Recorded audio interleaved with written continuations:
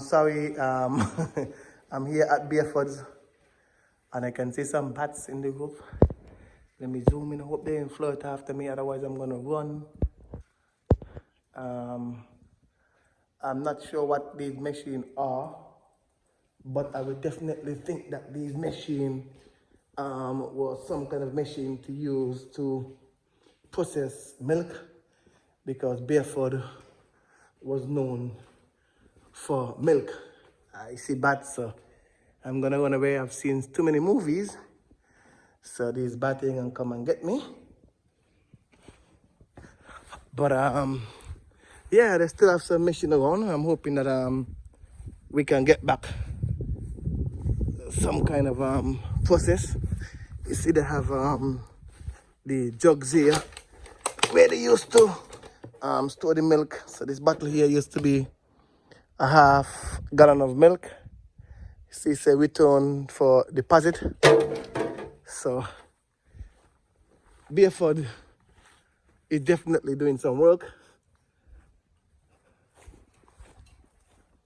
It's a shame because I think this is the first time I've actually walked around Bayford, and maybe the child I might have been here, but as an adult now, I was able to visit and get a tour of the facility so we can actually see what is going on.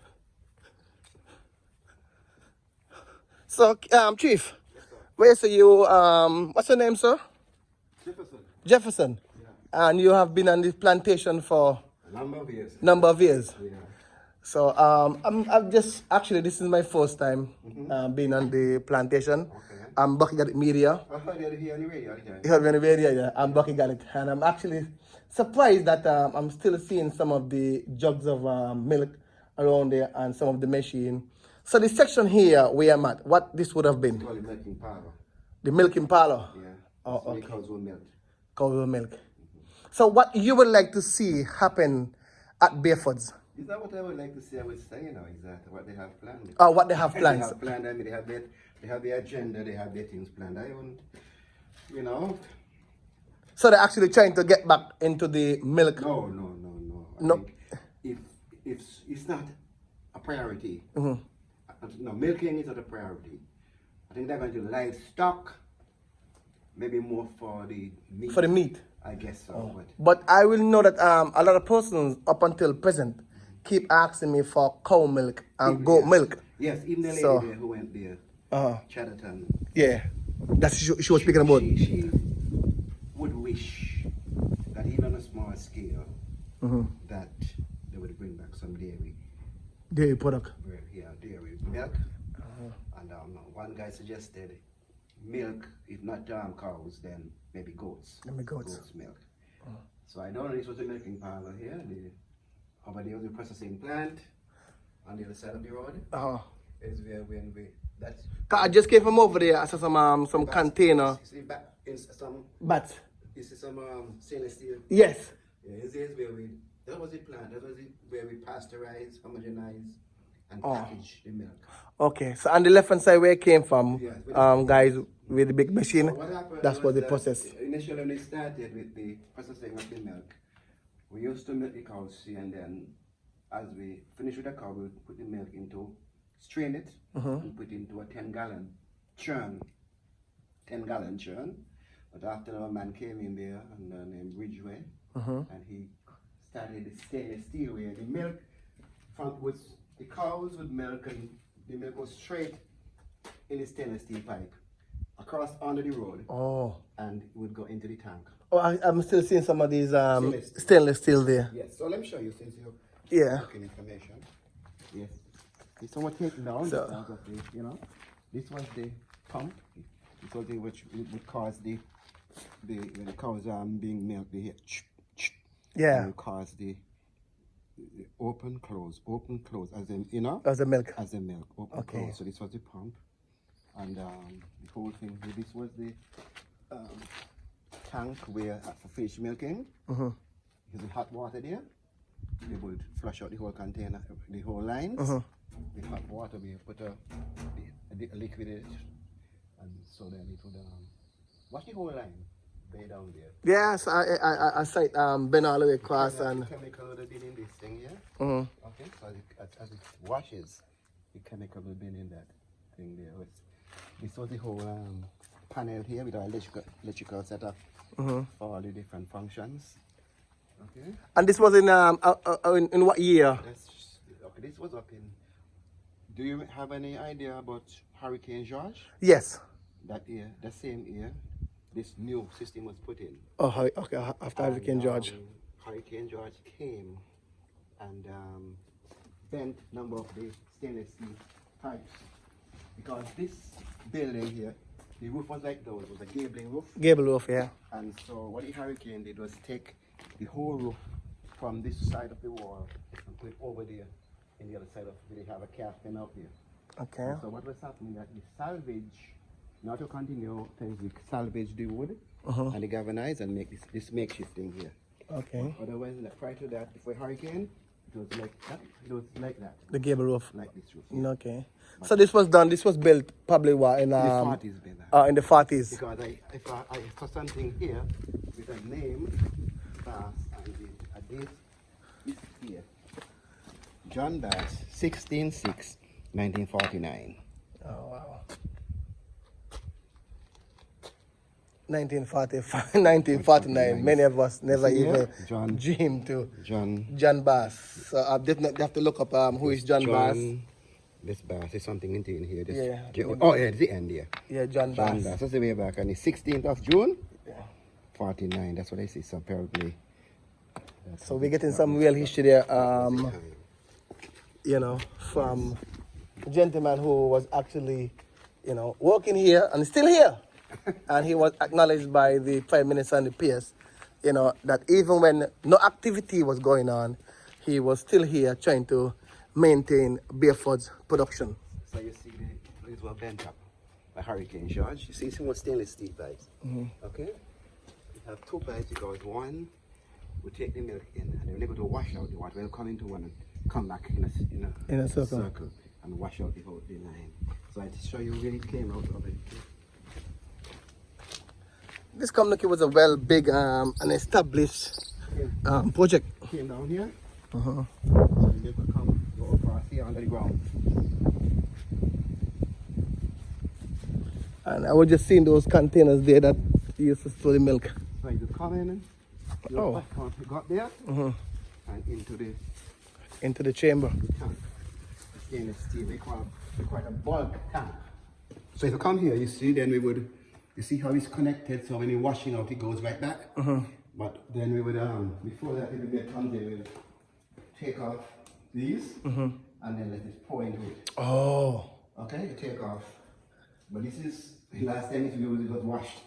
And so it's still connected to the washing cycle. Washing cycle. Other than that, you will see it hanging over here into the bulk tank. So it was kept here cold until ready to process.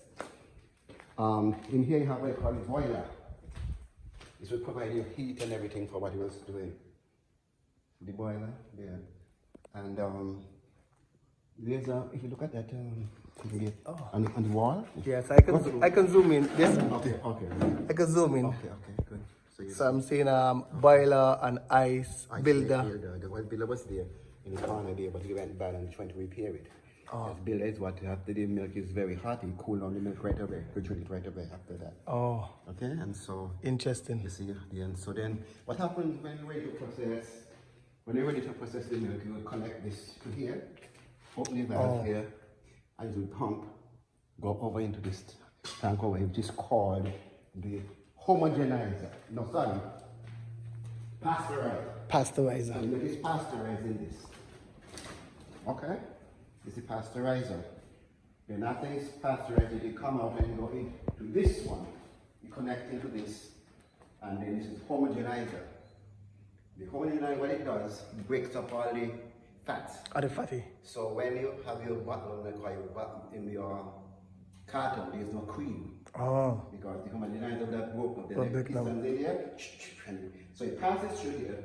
And as it passes through here from the ice builder, the water, cold water will come into this.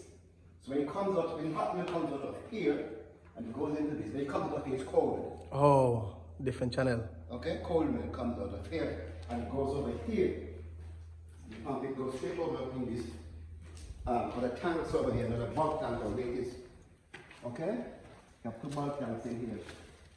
And it goes, you see, to the bulk tank here or there. And then after it's pumped again from there, it's packaged. It's the bottling system. Oh, okay, yeah. I was wondering what that is. That's bottle there. Bottle there. Okay. Excellent, excellent. That's a snapshot of Excellent. everything of there. What used to be. Well, what can these things be clean and used, or they're done? I guess they can be companies take a lot of work out of scrubbing whatever you have to use to get them back in the stainless steel, eh? To get them back. You know what? That's what I'm saying. Right? Stainless steel. And I mean, if they're not going to use them again, maybe that they could look at, see if they could be resold, because it's stainless steel, they're still standing.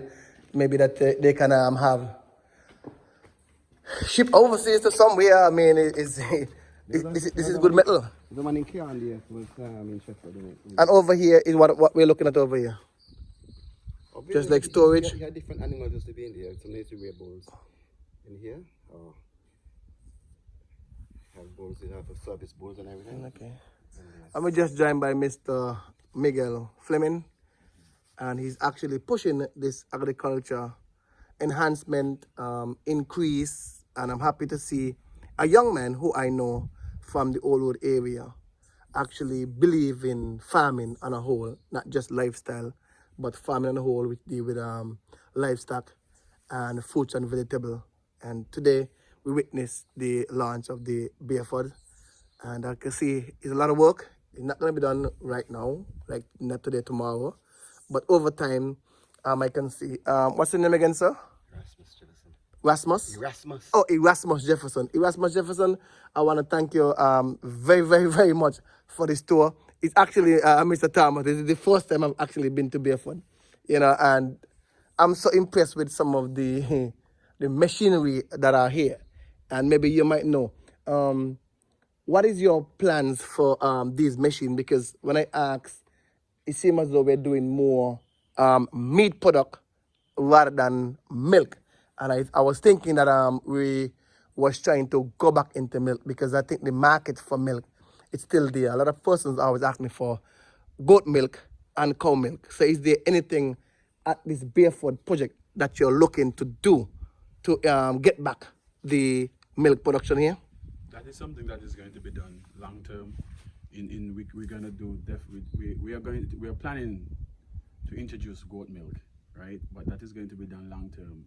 Some of the programs, such as the pig breeding program, the cattle breeding program, those things can be done immediately because we have some infrastructure in place. We still have paddocks. All we need to do is to repair some of the fencing, rehabilitate the paddocks in terms of planting grass and have proper grazing areas, and those can be started immediately. Nevis already have a successful cattle breeding program, and we are going to work together and model their program to bring the same thing and think it's a benefit to cattle farmers. In terms of the pig breeding, a lot of people complain about the price of pork, right? And one of our plans is to introduce alternative feed methods for pigs as well, right? And with our breeding program, farmers would be able to come here, go to the Department of Agriculture, pay for their weaned piglets, and come up here and receive them, and then take them back to their farms and feed them to market size, right? And I think with something like that, a program like that, we'll be able to have consistent meat, pork on the market, and then hopefully we'll be able to drive down the price. One of the things that I said in a recent meeting is that we want to really sit down and work with farmers on cost of production, because I believe that is one of the areas where there's a disconnect, where farmers feel like they need to charge $17 for a pound of mutton, $8 for a pound of pork. I mean, if we really want to compete, no supermarket is going to take all the pork from St. Kitts if they're going to be buying it at $8 a pound, and they're going to be getting it from outside at $4. So we are going to work with the farmers to see how we can, increase pork penetration, mutton penetration, beef penetration, because of course everybody is saying the local is better, right? but we need some form of consistency. And we at the department, we have a big role to play, and we are going to ensure that we develop and change and enhance, you know, the livestock sector.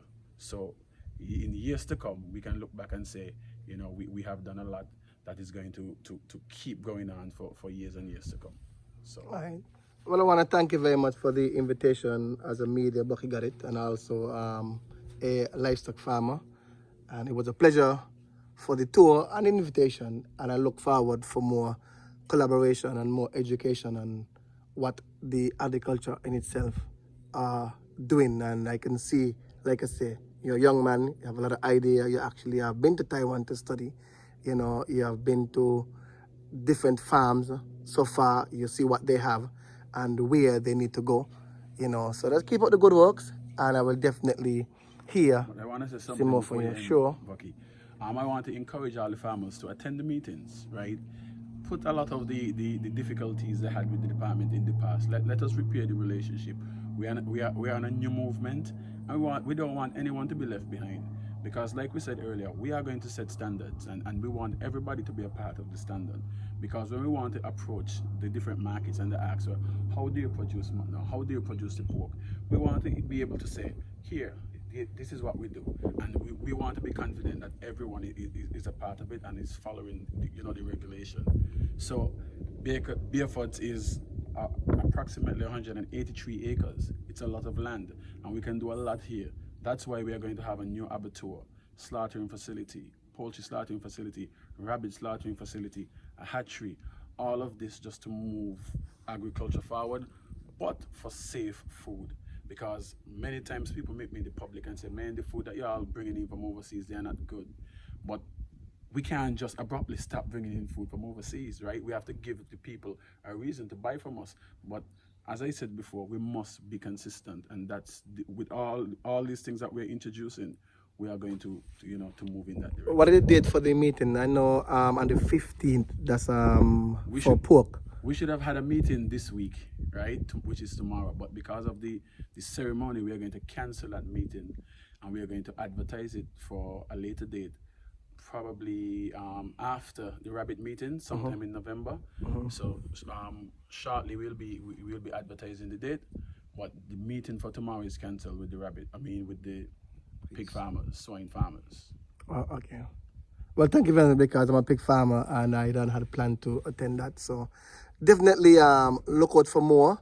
I was told that for World Food Day, I think some rabbits supposed to be distributed. They were distributed yesterday. Oh, they were already distributed yesterday? 33 pairs in collaboration with AICA. Okay. And that was a success. It was surprising to see how many persons were interested in the rabbit. Persons who weren't a part of the program was there to receive the rabbit, and we accommodated some of them, and we were quite happy to do that. And one of the things we want to push in November for Eat Local Day, the Eat Local week of activities, is rabbit. We want the public to come out and support us and sample the rabbit, whether it is grilled, the barbecue, and well, that's good, because stew, I normally hear about pork and beer fest, so now we're gonna have a rabbit and beer fest. Right, something like that. But we're definitely going to push rabbit and Eat Local week, because we want to make rabbit popular. It's still a niche market, right? And I think when people learn about the benefits of rabbit meat, I think that is something that they would want to consume. And rabbit is prolific, right? They breed very fast. They're easy to take care of. You literally don't even have to buy any commercial feed. So could you imagine if we find a market, or we develop a market, so many persons can be a part of that business, right? And earn money. So I think with these little things that we are introducing from the Department of Agriculture, I can say that we'll have a good future in agriculture. All right. Well, thank you very much, and this is Bucky coming to you live from Bayford, and you will hear more from agriculture.